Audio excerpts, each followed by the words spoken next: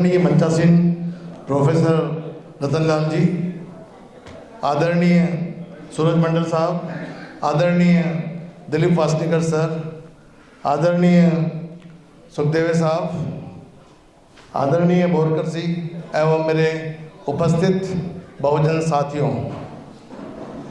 आज हम यहाँ पे संविधान दिवस मनाने के उपलक्ष्य में एकत्रित हुए हैं और संविधान को जानना हर व्यक्ति का दायित्व और कर्तव्य है।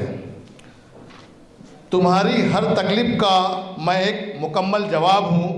कभी फुर्सत मिले तो पढ़ना मुझे, मैं भारत का संविधान हूँ। संविधान दिवस की बहुत बहुत हार्दिक शुभकामनाएं। साथियों, आप किसी भी धर्म, जाति, भाषा, संस्कृति से हैं, आपका अभिवादन, स्वरूप, प्रणाम, सलाम, सत श्री अकाल, सतनाम, कोई भी उद्घोषण प्रयोग करते हैं। यदि आप भारत के नागरिक हैं तो आपको संविधान के प्रति उपकृत होना चाहिए। यही एक ऐसा विधान है जो आपको स्वतंत्रतापूर्वक रहने का, बोलने का और जीने का अधिकार देता है और अभिव्यक्ति आज़ादी की भी प्रदान करता है। भारत का संविधान देश का सर्वोच्च विधान है जो संविधान सभा द्वारा 26 नवंबर 1949 को पारित किया गया और 26 जनवरी 1950 को लागू किया गया। बात करें बहुजन समाज की, महिलाओं के धर्म के पाखंड को ढोते ढोते सदियों गुजर गई, किंतु उसकी दशा और दिशा किंचित सुधार नहीं हुआ।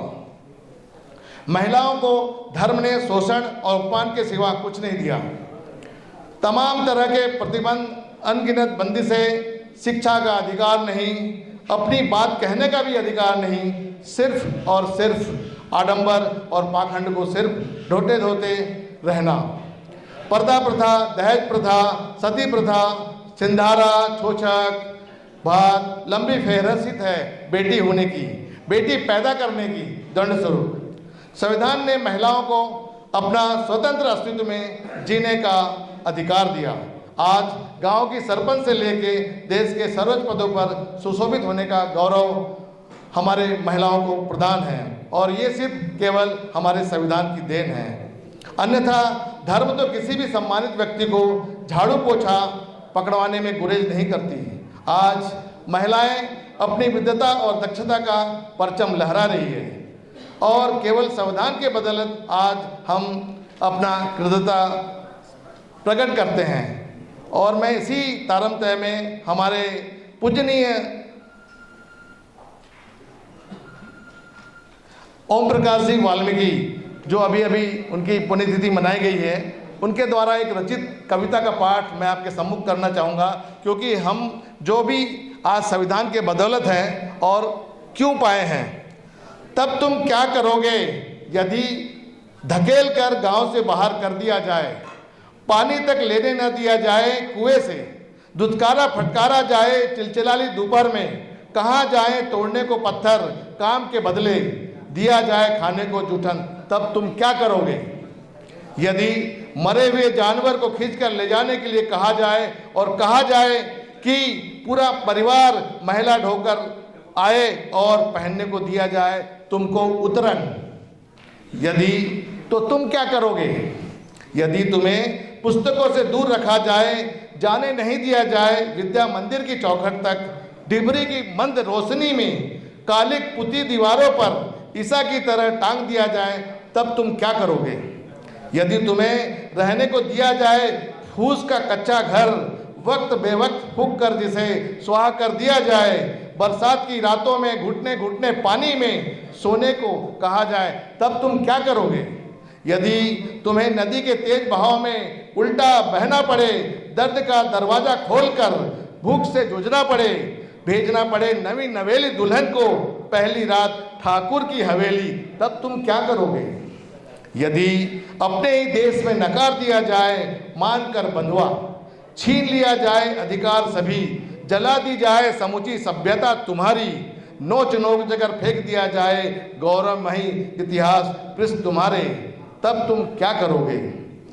यदि तुम्हें वोट डालने को रोका जाए, कर दिया जाए लहूलुहान, पीट पीट कर लोकतंत्र के नाम पर कदम कदम पर याद दिलाया जाए जाति का ओछापन, दुर्गंध भरा हो जीवन, हाथ में पड़ गए हो छाले, फिर भी कहा जाए खोदो नदी नाले, तब तुम क्या करोगे?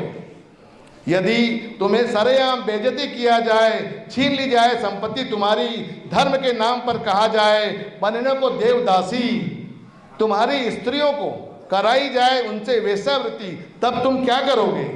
साफ सुथरा रंग तुम्हारा झुलस कर सांवला पड़ जाएगा, हो जाएगा आंखों में सलोनापन, तब तुम कागज पर नहीं लिख पाओगे सत्यम शिवम सुंदरम, देवी देवताओं के वंशज तुम हो जाओगे लूले लंगड़े और अपाहिज, जो जीना पड़ जाए युग युग तक मेरी तरह, तब तुम क्या करोगे? ये जो मैंने कविता पढ़ी है, ये ब्राह्मणवाद ने कितनी सदियों से लोगों को अमानवीय स्थिति तक रहने को मजबूर किया, इसका बहुत लंबा उपनिवेश काल रहा है। फिर भी हमारे आज की जनता, हमारे भाई बंधु लोग आज भी सुधरे नहीं हैं। और अंत में मैं हरबंस राय जी की कविता का पाठ करके अंत करूंगा। हारना तब आवश्यक हो जाता है जब लड़ाई अपनों से हो, हारना तब आवश्यक हो जाता है जब लड़ाई अपनों में से हो, और जीतना तब आवश्यक हो जाता है जब लड़ाई अपने आप से हो। मंजिलें मिले ये तो मुकद्दर की बात है, हम कोशिश न करें तो ये गलत बात है। किसी ने बर्फ से पूछा कि आप इतने ठंडे क्यों हो? बर्फ ने बड़ा अच्छा जवाब दिया, मेरा अतीत भी पानी, मेरा भविष्य भी पानी, फिर गर्मी किस बात की। जय संविधान, जय भीम।